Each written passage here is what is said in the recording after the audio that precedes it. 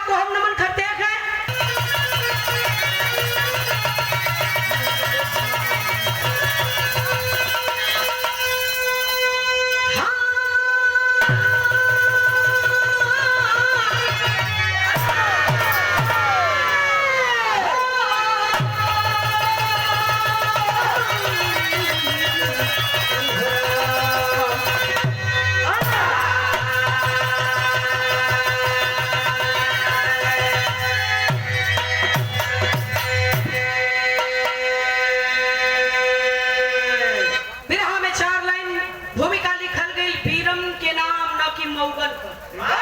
वीरन का परिभाषा का लिखल गई मास्टर।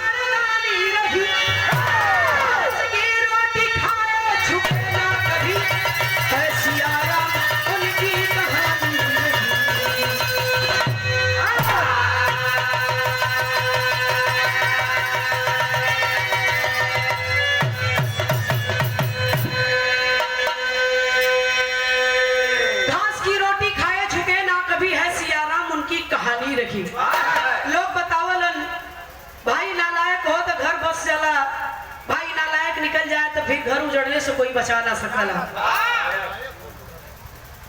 भाई लायक होना चाहिए, नालायक हो तो बल्कि बिना भाई कर है। हम एक लाइन गीत है, कौन गीत है मास्टर?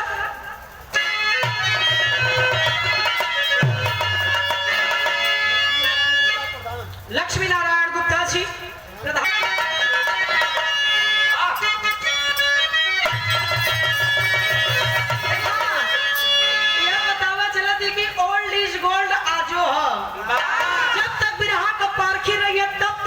पुरान धुन ना होई, ना पुरान गवैया होई हा, ना पुरान सुनवैया होई हा। 4 दिन का लहरी है गीत के हम कुकुर मुत्ता कहिला नयका जवाना वाला। नयकी आज भर ढील दा ढोड़िए के छील दा। दुनिया का रम्मा से काट के फेंक दे तू। गावत की पतिया नतिया पटना बा हैते बड़ा ढोड़ी चकना बा। ई कोनो गीत है, ये गीत के हम कुकुर मुत्ता कहिला। ए लिए ये गीत बताओ थे कि ओल्ड इज गोल्ड का ये गोटेदार लहंगा, ये गोटेदार लहंगा निकलूं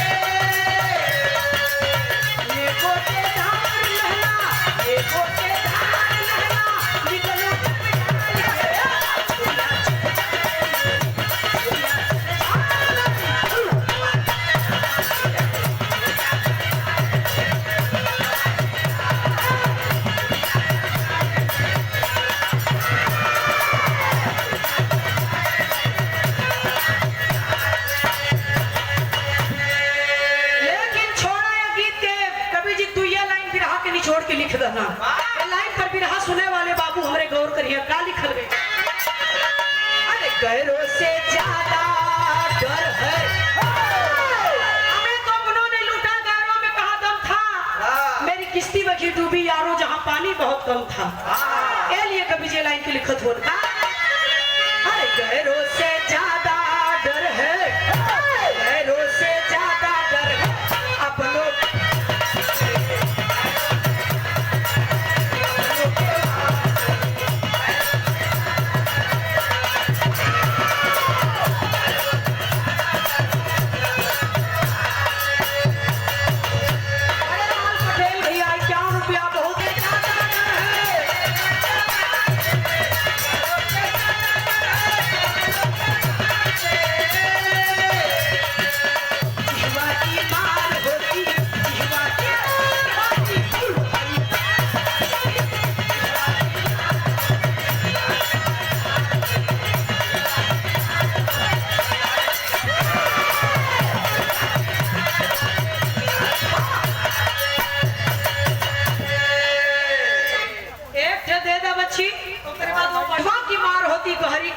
से।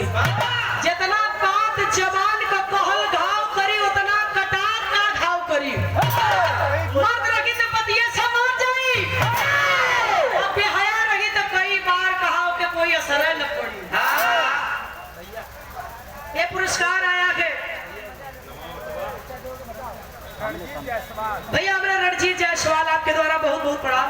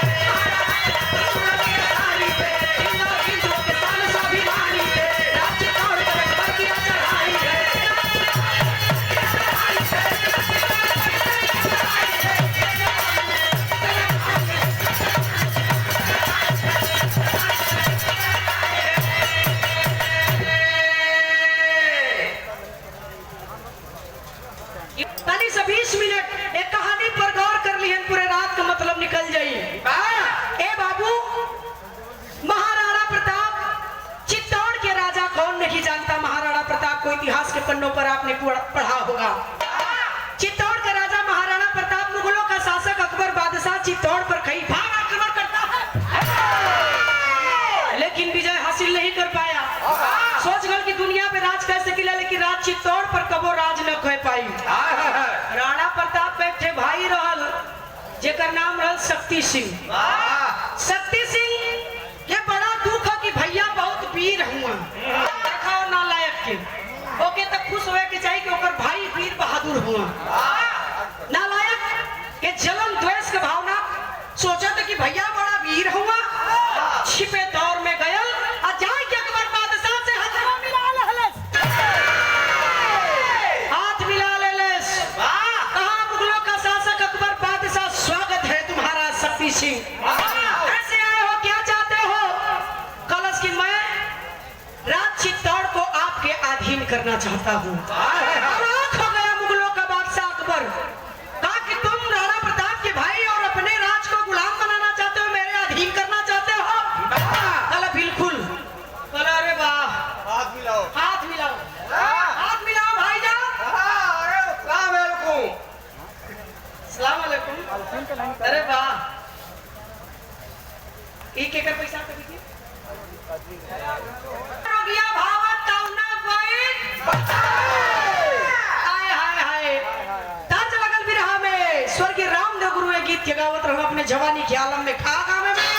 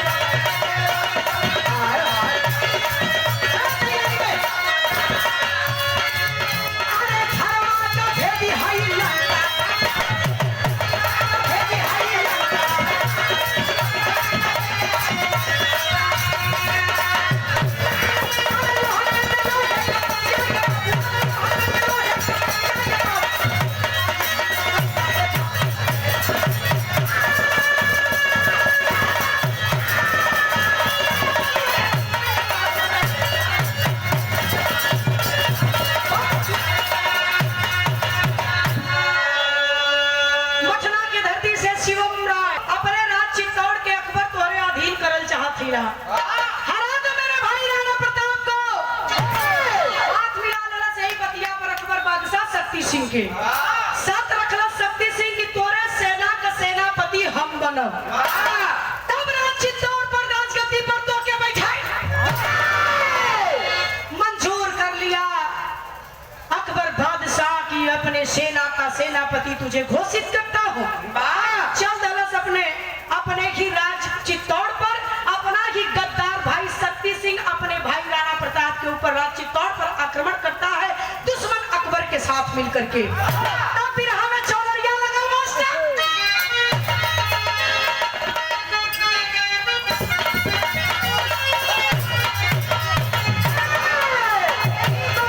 पुजारी उस्ताद गीत के दौलत फेंकू गाय के गईलन। तू गवा गा के जा। अरे वो तो ऊपर गई न। अरे हम तो के घरे जाए छ ना और जाई तू जगह बजाओ जी। ऐसे कहा भैया का गावे मास्टर तबारी मरे मरे चकरिया की चली पूरी पे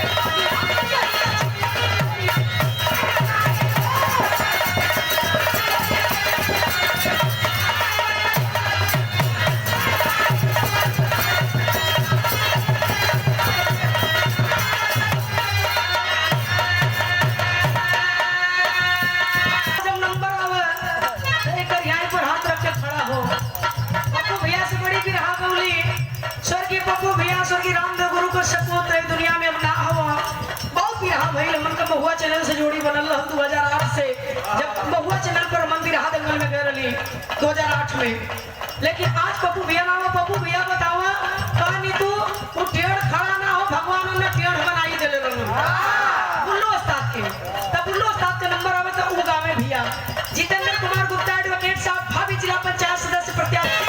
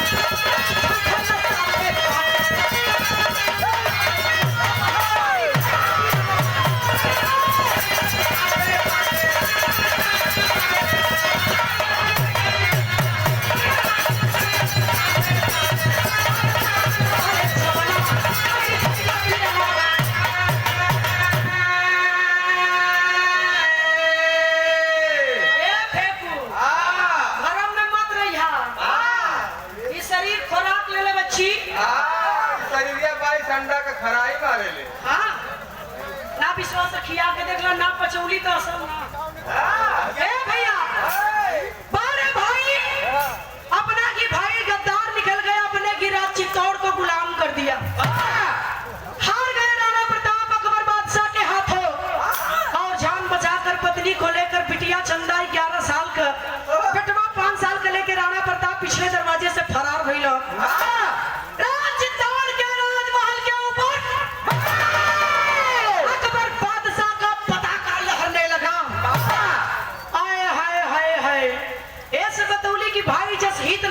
दुश्मन यार राज चित्तौड़ के राजमहल में बैठ के अकबर बादशाह छानी मलाई खाटा था। साथ में शक्ति सिंह भी राज का आनंद लेत बा।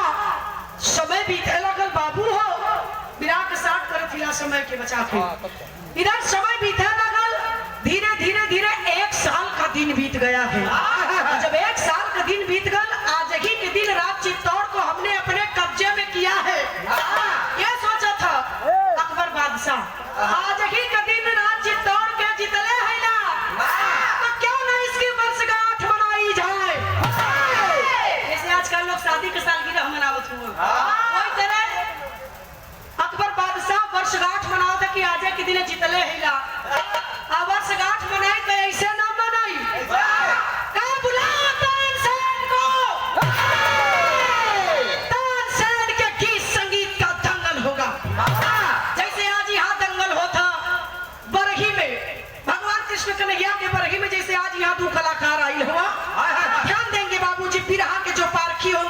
ध्यान देंगे कहानी पर। अब सोचब्बा बुला तानसेन को, तानसेन की गीत संगीत का दंगल होगा, वर्षगांठ में मनोरंजन होगा।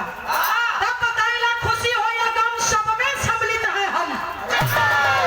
हाय हाय हाय। तब तेरी लगल बिरहा में मास्टर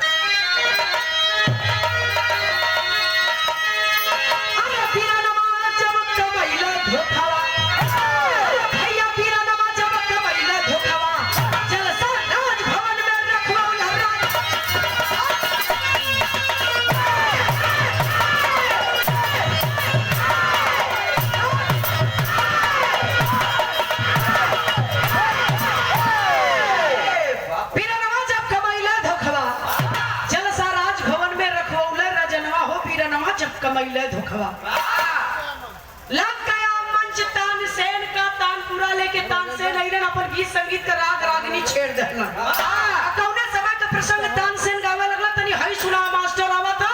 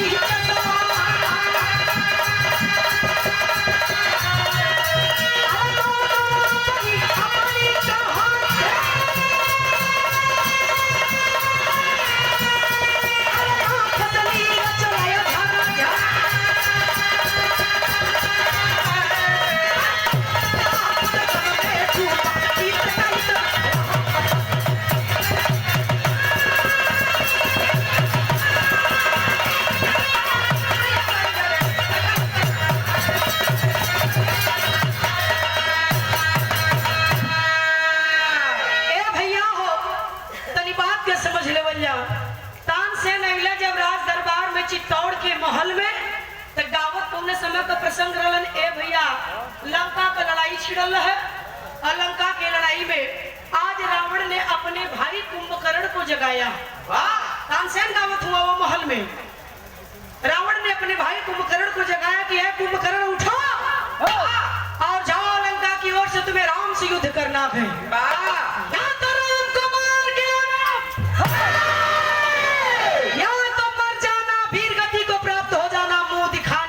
वापस निहत्था लौट के बताना। अरे बाप रे बाप कुंभकर्ण सुनलन जब रावण भैया का आदेश लंका की ओर से लड़ाई में चलल रण मैदान में बात इधर पता चलल के विभीषण की। रावण लंका की ओर से हमार भैया कुंभकर्ण आयल हुए लड़े बदे राम से। आदेश लेकर के प्रभु राम से गइलन कलन की 2 मिनट अपने भाई से मिल के आवत थी। आदेश लेकर के जब विभीषण कुंभकर्ण के लगे गइलन कलन की भैया हो आयल हुआ राम से युद्ध करे बदे भैया के आदेश पर तू 6 महीना सुतला 1 महीना जागला। सॉरी 6 महीना सुतला 1 दिन जागला। तो हम पता ना हो कितनी बड़ी यार गलती भैया रावण कैले हुआ। कहा गलती कैले हुआ हमार भैया रावण? कुंभकर्ण पूछत हुआ बता रहे हैं विभीषण का बतूर मास्टर।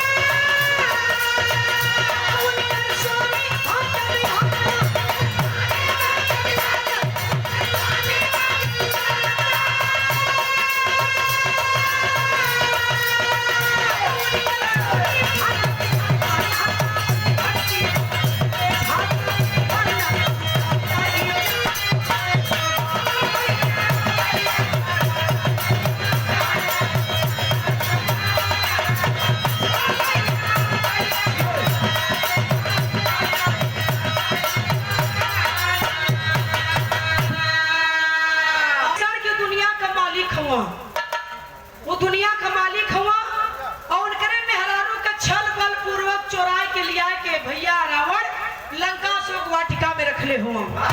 तो वही बतावा भैया, क्योंकि मेहरारू के जबरी लिया के अपने घर में रखवा तो का तुहारू आरती उतारी पूजा करी। काली भैया हो, दुनिया का मालिक हुआ, जगत जननी और न उनके लगे पहुंचा दा और न उनके लगे पहुंचा दा, लेकिन भैया बात ना होने समझावत हुआ। कुंभकर्ण जब सारी बात सुन लहलन तो कहलन कि ए विभीषण, अगर तोर बात पूरी हो गई हो, अगर तेरी बात पूरी हो गई हो तो मेरी एक बात सुन ले। मान गया कि तू जिसके दल में गया वो भगवान है, नाथ है, दुनिया के मालिक है, जो कुछ है, लेकिन मैं जिसका भाई हूँ वो क्या गए। आए विभीषण, तुझे पता नहीं, आज ये कुंभकर्ण तुझे बताता है। क्या कहलन कुंभकर्ण? आवाज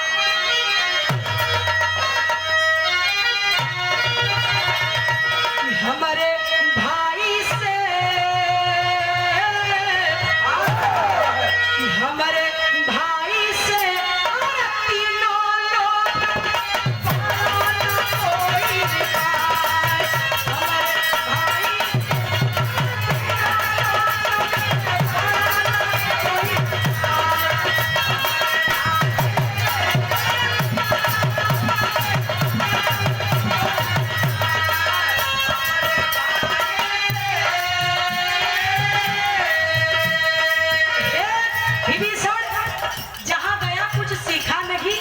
राम के पास गया तो राम से कुछ सीखा नहीं। तूने क्या होता है भाई, तुझे पता नहीं है।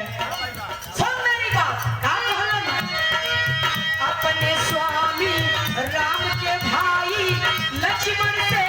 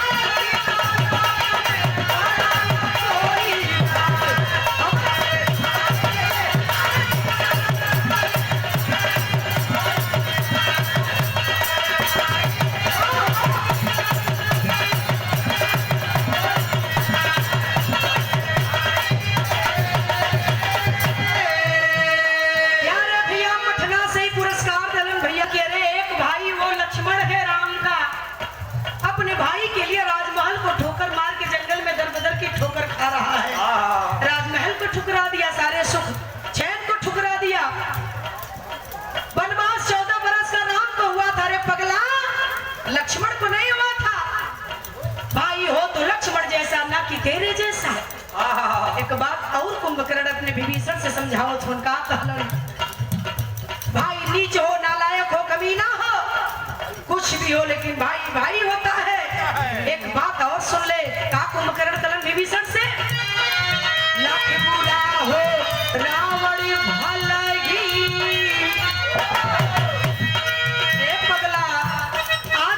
समय देर ना भइले रे, लाख बुरा हो रावण भलगी, पर दया पगे भाई।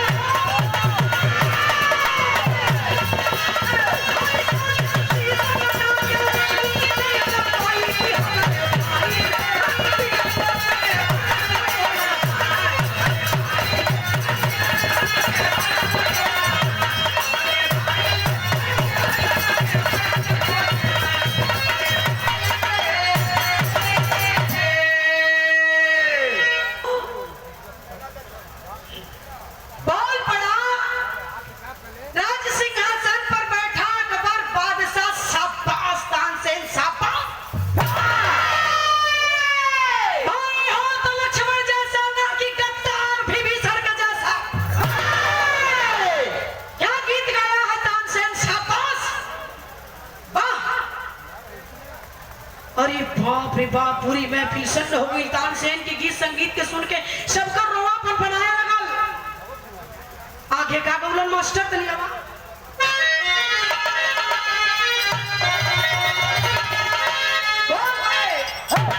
कुंभकर्ण कहलन एक बात छोड़ दे भाई की बात। अरे पगला छोड़ दे भाई की बात, भाई नीचे नालायक है, गद्दार है, तू उसका साथ नहीं देना चाहता।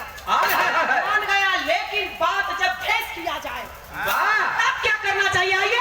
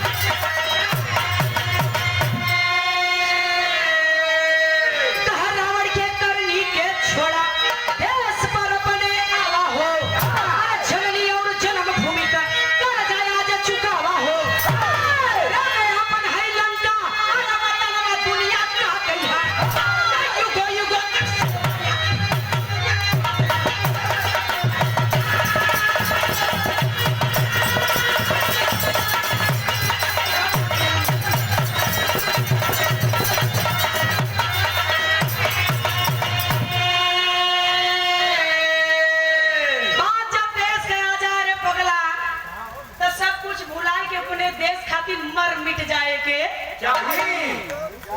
आए हाय हाय हे बाबू हे तनी बात कुंभकर्ण समझावत हवा विभीषण से।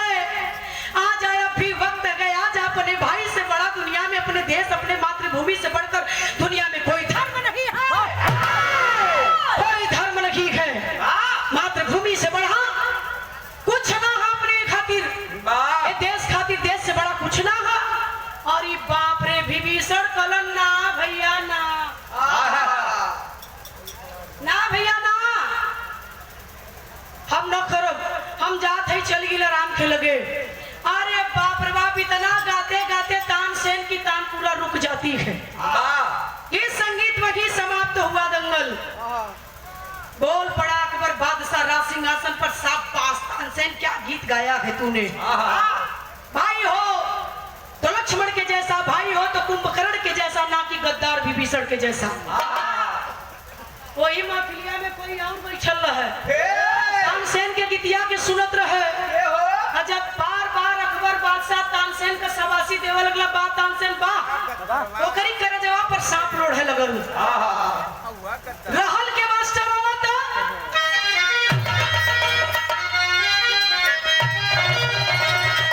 अरे बेधला गली सती सिंह के, अरे बेधला गली सती सिंह के, अरे तानी से निकट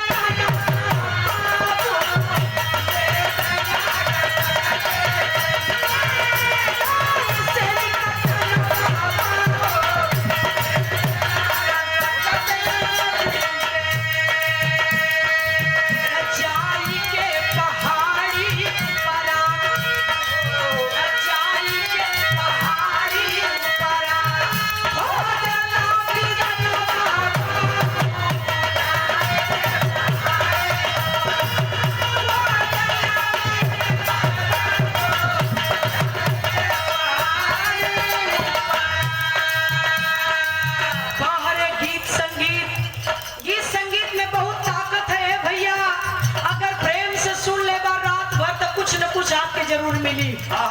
हो सकला इधर से मिल जाए उधर से मिल जाए, कुछ न कुछ लेकिन जरूर मिलाला। इस संगीत में बहुत दम होला। उठागा शक्ति सिंह रात के अंधेरे में राजमहल से चुप्पे निकलल, सोच रहा है कि एक भाई वो है जिसने अपने भाई खातिर सारा सुख त्याग दिया, अपने भाई के लिए कुंभकर्ण ने अपने जान को न्यौछावर कर दिया, अपने देश के लिए मर मिटा। और एक भाई मैं हूँ, अपने भाई को दर बदर की ठोकर खाने पर मजबूर कर दिया।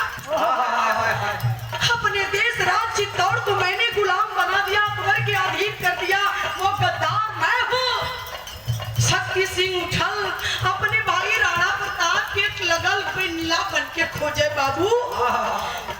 खोजत खोजत खोजत अरावली के पहाड़ी पर शक्ति सिंह और जा करके अपने भाई को खोजते खोजते परेशान हो गया। भाई तो ना मिलल, मिलल के मास्टर देखल गोदी भाई लेके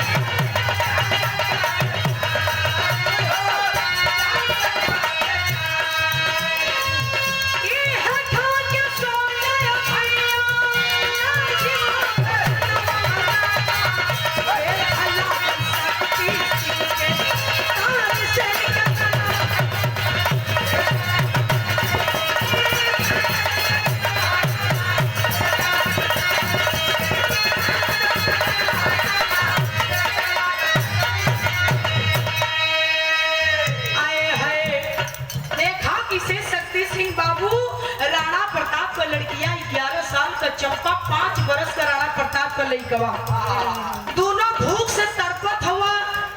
लइकवा कलश की है बगिनी है दीदी कुछ खाए के दे दे रे, बड़ी भूख लगल है, बर्दाश्त ना होता। 11 साल का लड़की राणा प्रताप का चंपा गई, एक टुकड़ा घास की रोटी अपने हिस्सा का तोप के सुरक्षित पत्थरे के नीचे रख लेके आई। कलश की ला भैया खा ला। नहीं खाता के राणा प्रताप का बेटा ना दीदी आज कितना दिन से घास को रोटी खिया तू मेके खात खा तू बियाह गलीला महल में रहत ले तो पूरी मिठाई हलवा मिश्री मलाई खियावत रहलू है।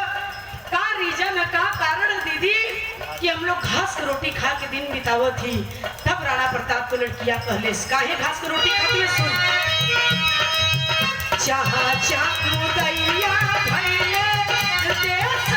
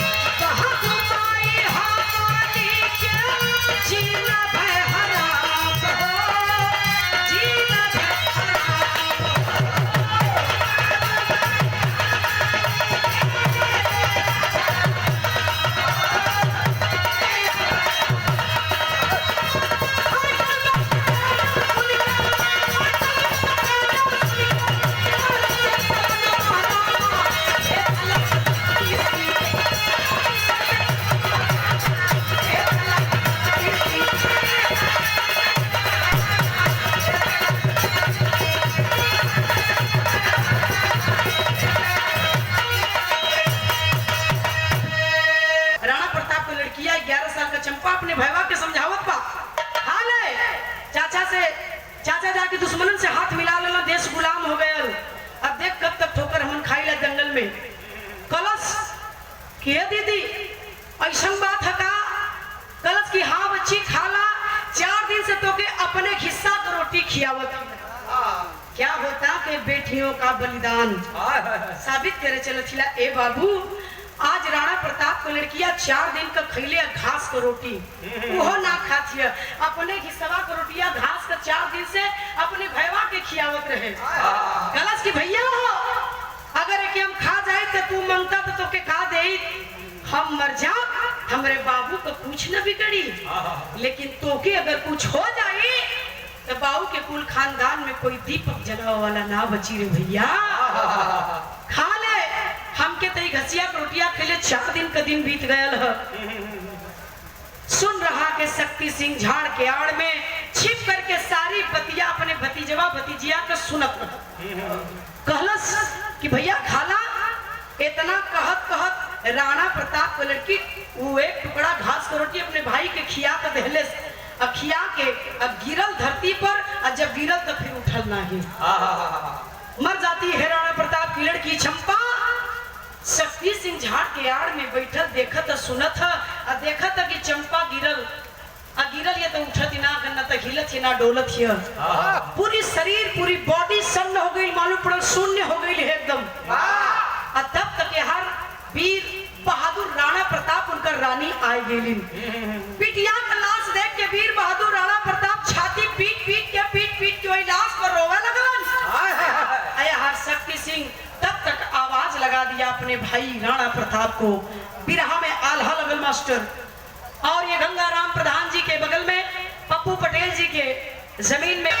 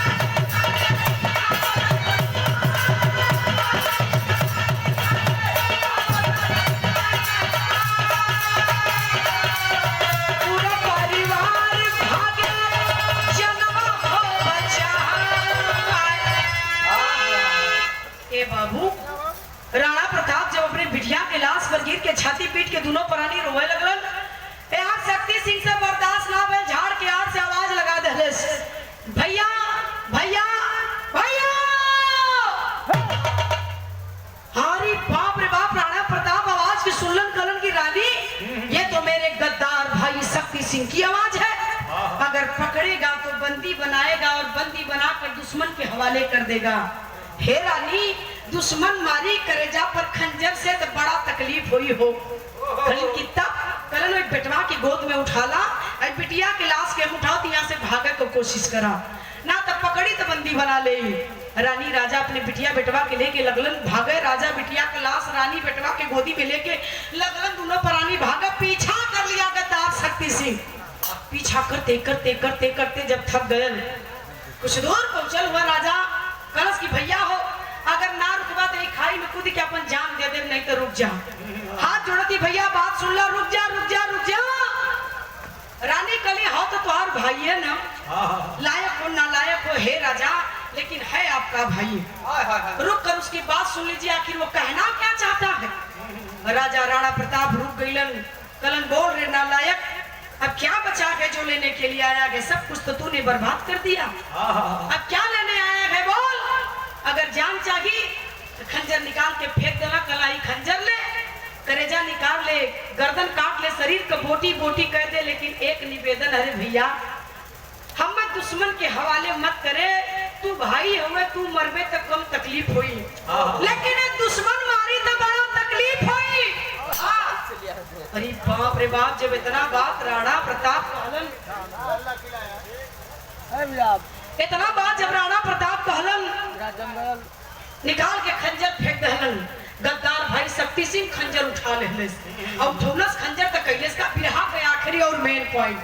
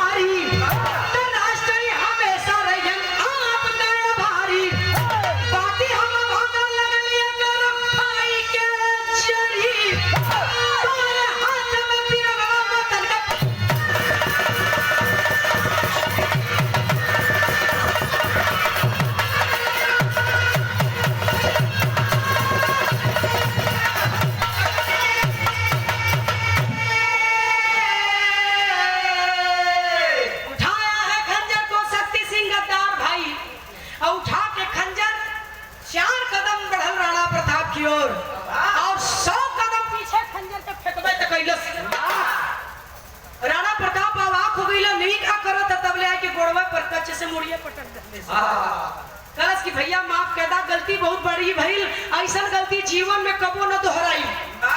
क्षमा मनन को चाहिए छोटन को उत्पाद। वीर बहादुर राणा प्रताप उठा लिए अपने भाई को, जब क्षमा मांग रहा है कल का भूला या सुबह का भूला शाम को वापस आ जाए तो उसे भूला नहीं कहते, पुरनिया कले हुआ। उठा के करेजा से लगा लेला, कल अरे पगला तोर स्थान है हृदय में अरे चरण में नहीं। अरे बाप रे बाप, दोनों भाई मिल करके कैलन का वास्ता, दोनों भाई मिल के फिर से रानवा में कैले अकबर से जीवन छुटवले। भाई भाई मिल के रहबा तक दुश्मनी करी, तुम्हारे हाथ में पीरन वाले वतन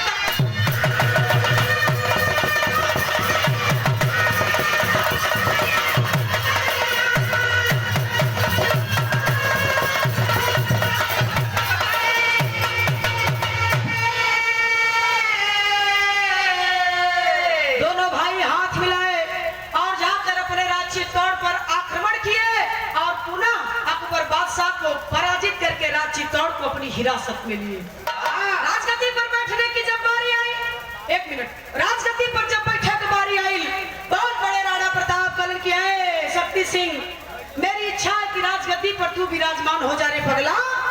बहुत दिन तक मैं बैठा रहा चला, लेकिन अब तू राजगद्दी पर बैठ राजा बनकर मैं चाहता हूँ। कल भैया कितना शर्मिंदा कर वापस जवन स्थान जे करो वही रहे तो ठीक है। हम छोट है तो छोट मती रह तो नीक रही, गलती तो बड़ी यार कैले हिला, लेकिन आजीवन वादा करती भैया ऐसा गलती जीवन में दोहराई बना। मठना के लोगों, एक छोटी सी गायिका नीतू राज एक निवेदन करना चाहती है, ये भी रहा नहीं है बाबूजी। भाई लाख बुरा हो, गमीना हो, गद्दार हो, कुछ भी हो, लेकिन भाई भाई होता है। इतिहास गवाह है बाबूजी, जब जब भाई फूटा तब तब घर लूटा, तब तब घर लूटा गया है। कहा कि घर फूटा गवार लूटा। आए मेरे मठना के सम्मानित बाबू नीतू राज, आप लोगों से हाथ जोड़ कर यही आग्रह करना चाहती है, भाई लाख बुरा हो लेकिन भाई भाई हुआ करता है बाबूजी। भाई को मिला कर रखिए, अगर तनी गलतियों कह देते तो ओके मनाए के समझाए के बुझाए के मिलाए के रखा है तो भाई ना। ए लिए कहे कि पड़ल अपने भाई पाकिस्तान अगर गद्दार न रहत तो हिम्मत रहल कि चीन भारत पर आंख उठा के देख ले। इसलिए कहना चाहती हूँ बिरहा मेरी समाप्त हुई, खानदान का पक्ष। हरि गुरु